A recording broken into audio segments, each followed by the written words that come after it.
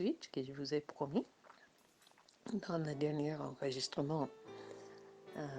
Aujourd'hui, nous allons considérer le chapitre 6 et la dernière partie du chapitre 10, parce que ça va mettre l'arrière-plan pour chapitre 11. Je crois que vous avez déjà remarqué dans les enseignements, les prédications, que pour répondre à une question, je n'aime pas seulement citer un verset par-ci, par-là, ou même un groupe de versets de différents lieux bibliques. Je préfère plutôt de voir tout le contexte, tout l'arrière-plan, pour comprendre un message total. Aujourd'hui, nous allons attaquer directement cette question sur la possibilité de perdre le salut. Dans l'introduction, et je crois aussi dans la deuxième leçon, j'avais dit que la raison pour laquelle ce livre s'est écrit, c'est parce que il y avait justement la possibilité de perdre le salut que nous avons en Christ. Voilà pourquoi nous allons voir à maintes reprises aujourd'hui et demain les défis de ne pas abandonner. Alors, ça doit être possible d'abandonner. Je sais que parfois on pose la question, peut-être les gens étaient seulement à l'église, n'étaient pas sauvés. Bien sûr, il y a de tels cas. Mais est-ce que c'est possible pour vous et pour moi d'avoir une vraie relation avec Jésus et de quitter la foi? Je vous rappelle aussi, avant d'analyser le passage, le contexte historique. Il vient de passer probablement par l'époque de persécution par Néron. Comme nous allons voir dans les chapitres qui suivent, à partir de demain, il y avait même des gens qui eux-mêmes connaissaient, qui ont été martyrisés par Néron et les autres autorités sous lui. Mais malheureusement, il y avait aussi des gens que, quand ils sont arrêtés et Néron ou une autre autorité leur donne l'option de garder la vie ou de renier Jésus. Et malheureusement, il y avait des gens qui ont renié la foi. Ils ont insulté Jésus et on va parler un peu plus de ça dans le temps approprié dans le texte. Alors, gardez dans la tête cet arrière-plan parce que c'est important pour une bonne compréhension de ce que nous allons lire. Maintenant, rentrons au chapitre 6. Comme tous les chapitres, je sais que les chapitres n'étaient pas dans l'original, mais plus ou moins, les divisions sont passables pour ce livre. Et nous voyons le chapitre 6 qui commence avec les mots « c'est pourquoi ». C'est-à-dire, ça nous renvoie à la discussion précédente.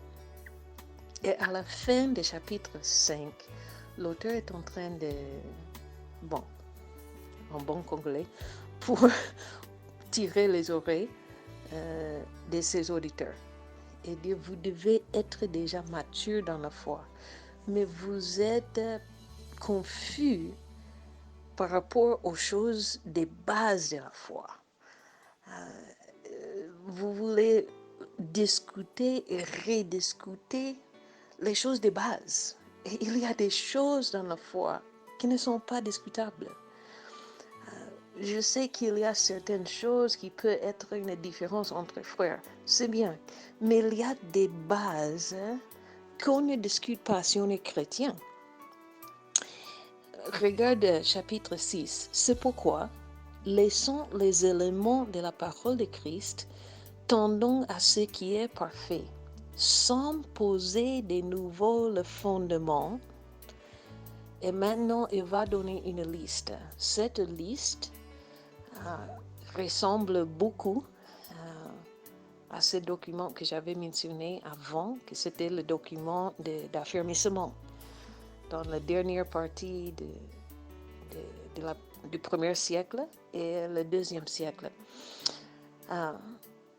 C'était les choses qu'on a enseignées aux nouveaux convertis avant de leur donner le baptême. Ces pratiques de baptiser tout de suite après la confession de la foi, vraiment s'est changé rapidement lorsque l'évangile a commencé à étendre dans le monde païen, parce que les bons juifs s'est rendu compte que, nous connaissons quand même les 10 commandements, nous avons une idée de monothéisme et tout ça, mais quand un païen vient à Jésus, il ne connaît rien. Alors, il faut vraiment le établir quand même dans les bases. Quelles étaient les bases qui est données? Ici, il y a une liste de ce qu'il appelle les éléments. Le terme en grec, c'est un terme qui parle de ABC de la langue. Alors, les ABC de Christ, de la foi en Christ, sont quoi? Il nous dit le fondement des renoncements aux œuvres mortes. Le Didache donne une liste des œuvres mortes, les œuvres qui mènent à la mort. C'est presque une liste des 10 commandements. Le péché. Mes frères, le péché ne doit pas être quelque chose de discutable dans l'Église, si c'est permis ou pas. Quand nous commençons à discuter si le péché est permissible ou pas pour un chrétien, nous sommes déjà loin. Le péché, c'est plutôt quelque chose, quand nous le voyons, ça doit nous effrayer. Si c'est dans notre propre vie, ça doit nous effrayer. Ça doit nous pousser tout de suite à la croix pour crier à Dieu et dire « Seigneur, pardonne-moi ». Quand nous commençons à discuter, est-ce que c'est permissible ou pas de faire quelque chose que la Bible dit clairement, c'est parmi les œuvres mortes, nous sommes déjà perdus, vraiment. Le fondement des renoncements aux œuvres mortes, de la foi en Dieu, de la doctrine des baptêmes, de l'imposition des mains. Et j'espère que vous faites ces enseignements avant de baptiser. L'imposition des mains parle de deux choses, deux possibilités ici. Les deux occasions dans le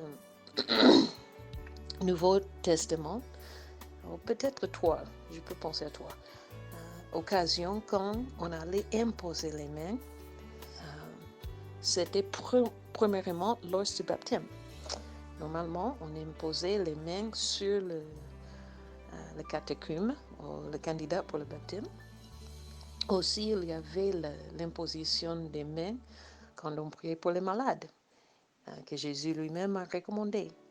Et numéro 3, lors de la consécration de quelqu'un au ministère. Nous voyons ça même Actes chapitre 13, par exemple, quand l'Église, pas seulement une personne, mais l'Église imposait les mains sur Paul et Barnabas pour leur envoyer dans le champ missionnaire. Alors, il faut que les nouveaux convertis comprennent l'importance, mais aussi les moments, les occasions et, je vais ajouter pour nous, les limites de l'imposition des mains. Cela n'est pas quelque chose de discuté à long et à large. Nous prions pour les nouveaux convertis.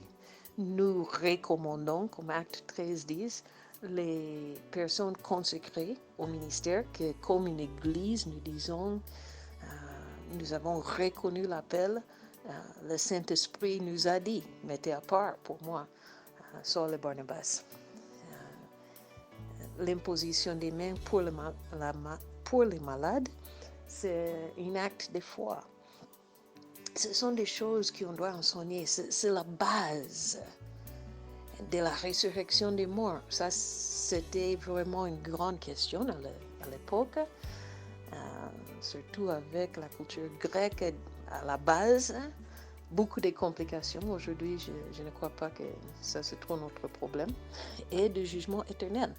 Ce qui est très intéressant, c'est que l'auteur d'Hébreux met les histoires eschatologiques dans les choses des bases. Ça n'est pas la doctrine avancée, la théologie avancée. Ça, c'est la doctrine des bases. Ce sont les choses simples qu'il ne faut pas remettre en cause si on est chrétien. Il dit, laissez, tu connais ça déjà. Il faut avancer maintenant, avancer dans la pratique. C'est ça, chapitre 5 a terminé avec ce défi à la pratique de ce que nous connaissons. Au lieu de discuter, comment pouvons-nous être libérés du péché? Non, tu es libre. Maintenant, commence à marcher comme quelqu'un qui est libre. Changer la manière de vivre, exercer la piété ou la conscience avec les bonnes décisions. La pratique, c'est la partie avancée. Vous connaissez la base, alors vivez.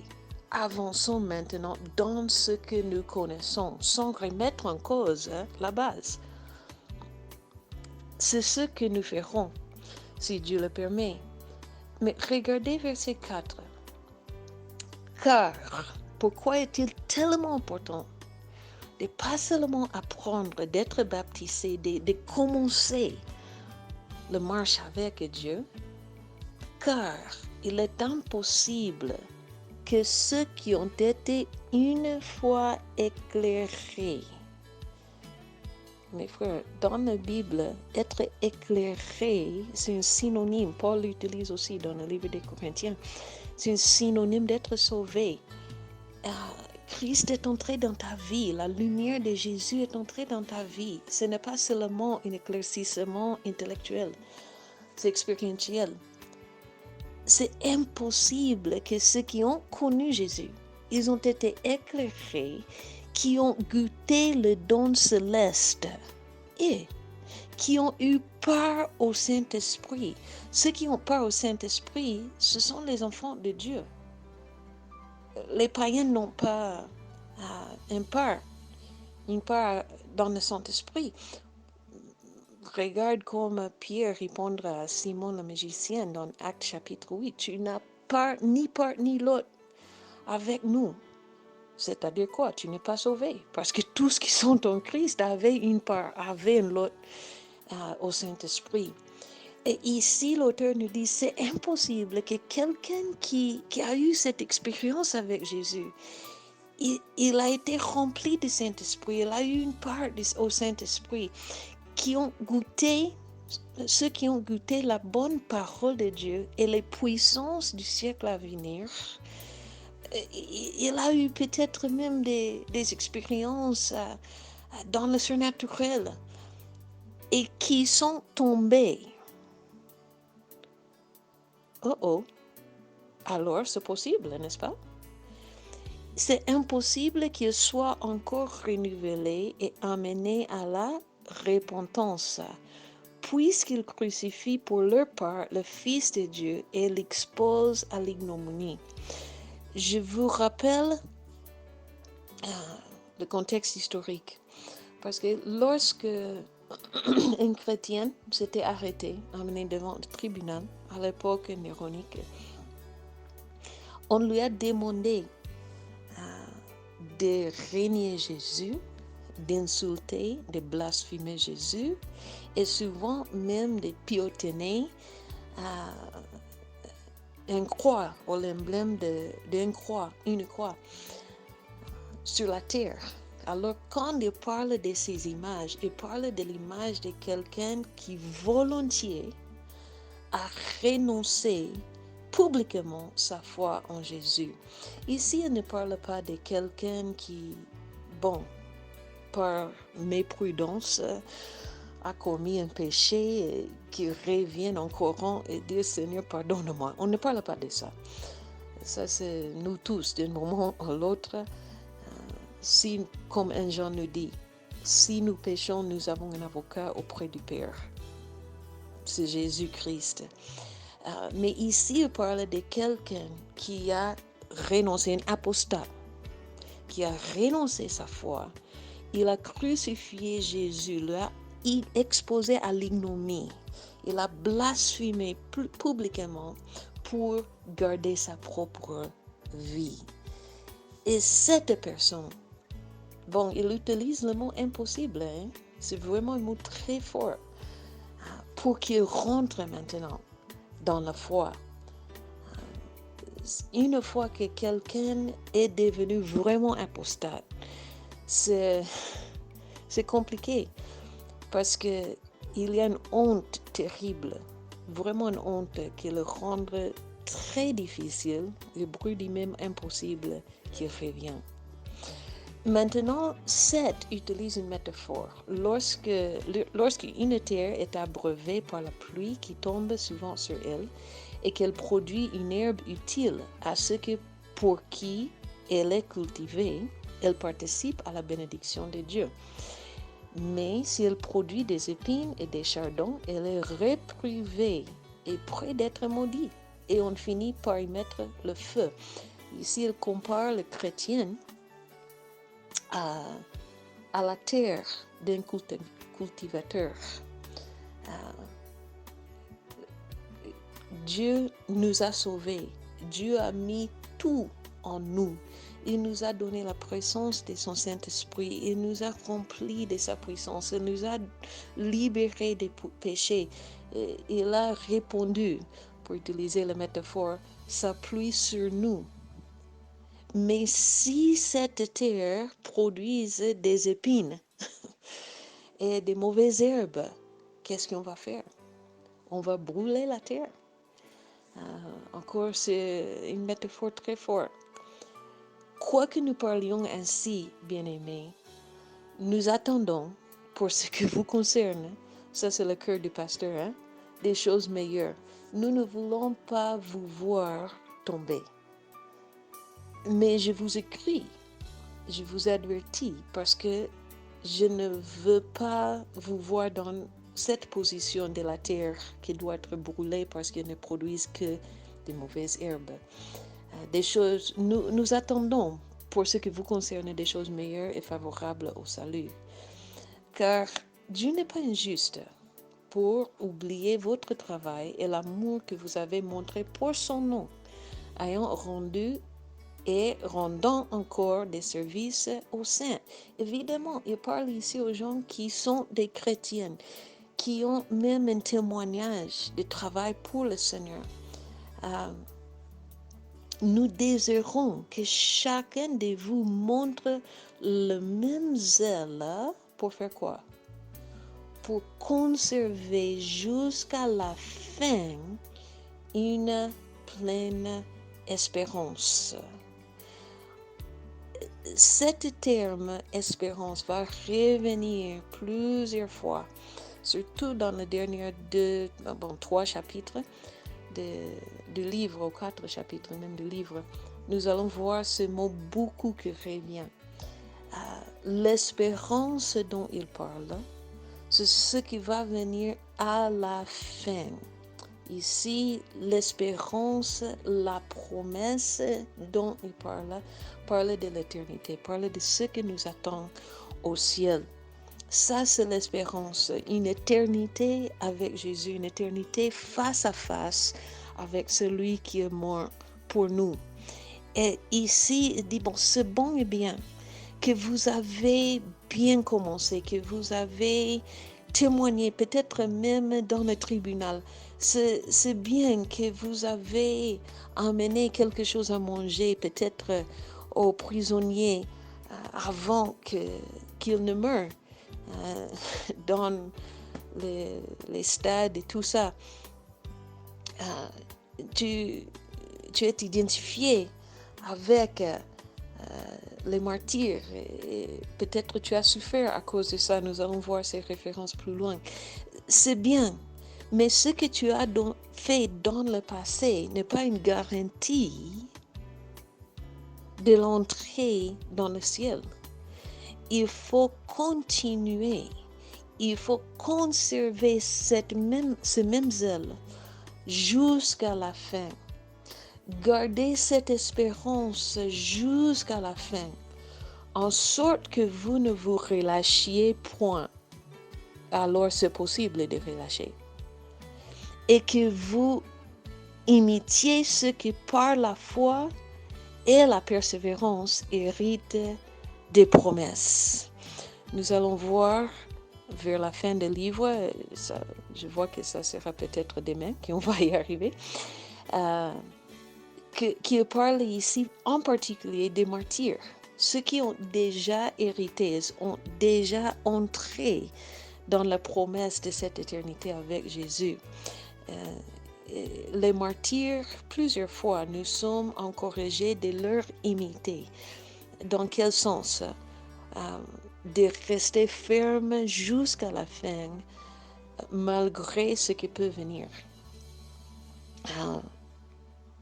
Lorsque Dieu fit la promesse à Abraham, ne pouvant jurer par un plus grand que lui, il jura par lui-même, Dieu, évidemment, et dit, certainement, je te bénirai et je multiplierai ta postérité. Et ici, et c'est ainsi qu'Abraham, ayant persévéré, obtint l'effet de la promesse. Ici, il veut comparer l'histoire d'Abraham avec l'histoire du chrétien aujourd'hui. La promesse s'était donnée, la promesse dans le cas d'Abraham, c'était d'un enfant. Pour nous, la promesse, c'est beaucoup plus grand qu'un enfant. La promesse, c'est une éternité avec Jésus. Mais l'auteur d'Hébreux veut utiliser cet exemple d'Abraham pour nous démontrer la fermeté, la nature absolue des promesses de Dieu. Que quand Dieu parle quelque chose, il ne va pas changer. Et ici, il utilise un exemple un peu compliqué. Nous entrons encore dans ses arguments. Et c'est ainsi qu'Abraham, ayant persévéré, obtint l'effet de la promesse. Or, les hommes jurent par celui qui est plus grand qu'eux. Et le serment est une garantie qui met fin à toutes leurs différends. Évidemment, cela n'est pas dans nos jours, mais à l'époque, oui. C'est pourquoi Dieu, voulant montrer avec plus d'évidence aux héritiers de la promesse, aux héritiers de la promesse, ça c'est nous, l'immutabilité de sa résolution, intervient par un serment. Nous sommes, même dans le cas d'Abraham, nous sommes les bénéficiaires de ces promesses. Pourquoi? Parce que la promesse, c'était quoi? À travers de ta descendance, de ta postérité, toutes les nations de la terre seront bénies. On a, je crois, traité avec ça plus qu'une fois, que la bénédiction dont il parle, c'est la foi en Jésus. Galates chapitre 3. Afin que, par deux choses immuables, dans lesquelles il est impossible que Dieu monte, nous trouvions un puissant encouragement, nous dont le seul refuge a été de saisir l'espérance qui nous était proposée. Les deux choses immuables, c'est la parole de Dieu, parce que Dieu ne ment pas, ça c'est mentionné clairement là. La deuxième chose, Dieu a ajouté un serment. Alors sa propre parole, d'abord, est ferme, et deuxièmement, il a fait plus ferme encore avec un serment. Cette espérance, l'espérance de la promesse de Dieu, du salut final, le salut final, la glorification, quand nous sommes devant Jésus, nous la possédons comme une ancre de l'âme, sûre et solide. Elle pénètre au-delà du voile, là où Jésus est entré pour nous comme précurseur, ayant été fait souverain sacrificateur pour toujours, selon l'ordre de Melchisédek. Et on a déjà parlé de ça.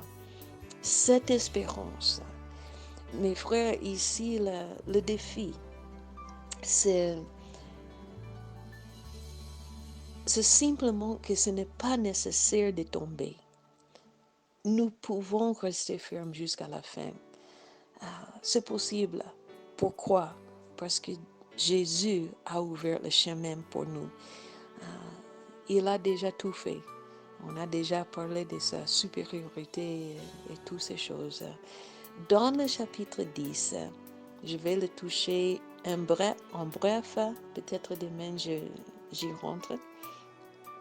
Mais j'aimerais que chacun, que vous puissiez lire à partir, chapitre 10, à partir du verset 19 jusqu'à la fin, et faites attention au verbe dans l'impératif. Au verbe dans l'impératif. Parce que, lisons verset 19. Ainsi donc, nous voyons encore ce donc.